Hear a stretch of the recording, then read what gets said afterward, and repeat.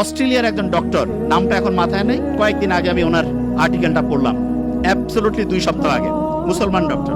উনি গাজায় গেছে, প্যালেস্টাইনের হচ্ছে যে ইয়া করছে, ওটাকে কি বলে, অপারেশন করছে। তা ইসরায়েল যে ভয়ঙ্কর লীলা চালাইছে, অজ্ঞান করার যে জিনিসপত্র সেটাও নাই, অজ্ঞান করার জিনিসপত্র নাই। উনি জানে যে অজ্ঞান করার মাঝখানে হচ্ছে জিনিস শেষ হয়ে যাবে। অপারেশনের মাঝখানে ঘুম থেকে উঠছে, উঠে কোরআন তেলাওয়াত শুরু করছে, তারপরে অপারেশন উনি বন্ধ রাখছে। তা যিনি রুগী বলতেছেন আপনি অপারেশন করেন, বলছে ইশারা করছে, কোরআন তেলাওয়াত করছে, ইশারা করছে, বলছে তুমি কষ্ট পাচ্ছ না? উনি কোরআন তেলাওয়াত করছেন। তখন ওই অপারেশনের পাশে যে আরেকজন আছে বলছে না, উনি কষ্ট পাচ্ছেন না। তা এই ঘটনাটা যখন শুনলাম তখন মনে হলো আল্লাহ যে বলছে যে কোরআন হচ্ছে শেফা, আমরা তো বিশ্বাস করি সত্যি টঙ্গর মগর বিশ্বাস, বছর বছর এরকম বিশ্বাস নাই হবে হবে কিনা। এবং সত্যিকার অর্থে অ্যানেস্থেটিক মানে অজ্ঞান করার যে জিনিসপত্র একটা নাই, কিন্তু আল্লাহর রহমতে সে কোরআন তেলাওয়াত করছে, কষ্ট পাচ্ছে না। ওই ঘটনাটা জানি তো, আলী রাদিয়াল্লাহু তাআলা আনহুর যে পায়ের মধ্যে তিল লাগছিল, নামাজের সময় বের করতে বলছে। আল্লাহ দেখাই দিচ্ছে, এখন কেউ যদি প্যালেস্টাইনের ঘটনাগুলো একটু অ্যানালাইসিস করে দেখবে আল্লাহ যে আছে, এবং কেউ যদি আল্লাহকে ওইভাবে মন থেকে চায় অবশ্যই অবশ্যই পাবে। আচ্ছা, যে জায়গায় আমি শেষ করবো এখন, ইটালির একটা বিখ্যাত মানুষ আছে যার নাম বুসকালিয়া।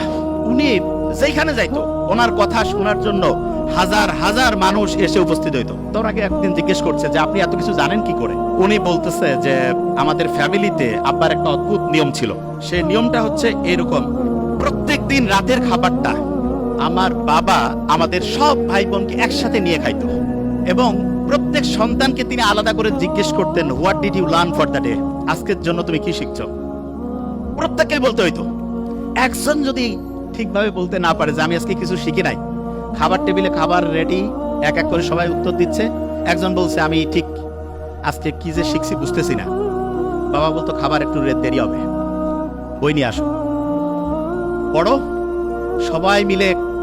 সবাই মিলে শিখি, তারপরে খাবো।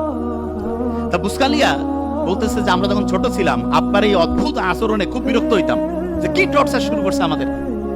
তা প্রত্যেক দিন বিকাল বেলা প্রত্যেক ভাই বোন একজন আরেকজনকে বলতে হয় তুই কি শিখছিস বল। একজন যদি কেউ না শিখে, কারণ ওর জন্য সবারই খাওয়া বন্ধ, ওরে শিখতে হবে তারপরে খাবে, তখন প্রত্যেকেই একদম রেডি বসে সবাই বলা শুরু করে দিছে। এমন হয়েছে একসাথে কয়েকজন, তাড়াতাড়ি বলতে হবে, তাড়াতাড়ি খাইতে হবে, ছোট্টবেলায় যেটা হয়। তা আমি অভিভাবকদেরকে বলবো আপনি আপনার সন্তানের জন্য একটা কাজ করেন, জাস্ট ওয়ান। সেটা কি? প্রত্যেক দিন সে কি শিখছে সেটা আপনি শোনার চেষ্টা করেন, প্রত্যেক দিন কি শিখছে সেটা শোনার চেষ্টা করেন। এবং এক্ষেত্রে আমি সবসময় বলি শোনার তো এখন টাইম নাই, টেকনোলজির কিছু ভালো ব্যবহার আছে, ছেলে মেয়ে দূরে পড়ে কোনো সমস্যা নাই, একটা চমৎকার ডায়েরি তাকে কিনে দেন, ডায়েরিতে বলেন যে প্রত্যেক দিন বাবা তুমি আমাকে হচ্ছে ডায়েরিতে এই যে এরকম করে লিখে দিবা, তোমার 30 দিনের জন্য মান্থলি ধরো বরাদ্দ 10,000 টাকা, প্রত্যেক দিনে ডায়েরি লেখার জন্য তুমি 300 টাকা পাবা। মাসে যদি তুমি 20 দিন ডায়েরি জমা দাও 6,000, 4,000 নাই, কিছু করা লাগবে না।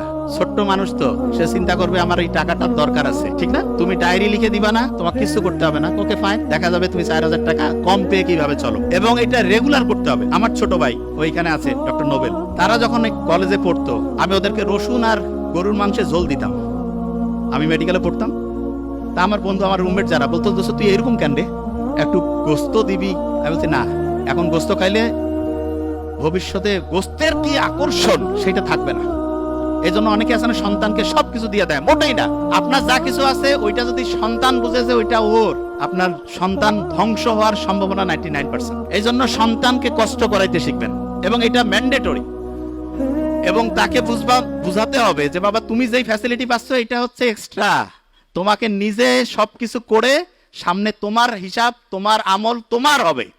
আমার এখানে যেটা আছে এটা যে তুমি পাচ্ছ এটা তোমার এক্সট্রা দিচ্ছি তোমাকে। এবং সত্যিকার অর্থে সন্তানকে আমরা যেভাবে মানুষ করব সেরকম হবে, তা আশা করছি। প্রথম আরেকবার ধরে ফেলি, সবচেয়ে ব্রেইনের জন্য ভালো ওয়েব কোনটা? আলফা। আর্লি মর্নিং কোন ওয়েব তৈরি হয়? নামাজের পরে, কোরআন তেলাওয়াতের পরে। যখন রাত 9টা 10টা থেকে ভোর 3টা, কত ওয়াট? তাহলে আর্লি ঘুমানো সবচেয়ে পারফেক্ট। আর পড়ার জন্য সবচেয়ে সেরা সময় কোনটা? Early morning. আর অন্য সময় পড়লে কোরআন পড়ি, নামাজ পড়ি, তারপরে 20 মিনিট পড়ি। এবং অভিভাবকদেরকে বলবো প্রত্যেক দিন ডায়েরি রাইটিং ম্যান্ডেটরি করুন। Thank you so much. আসসালামু আলাইকুম।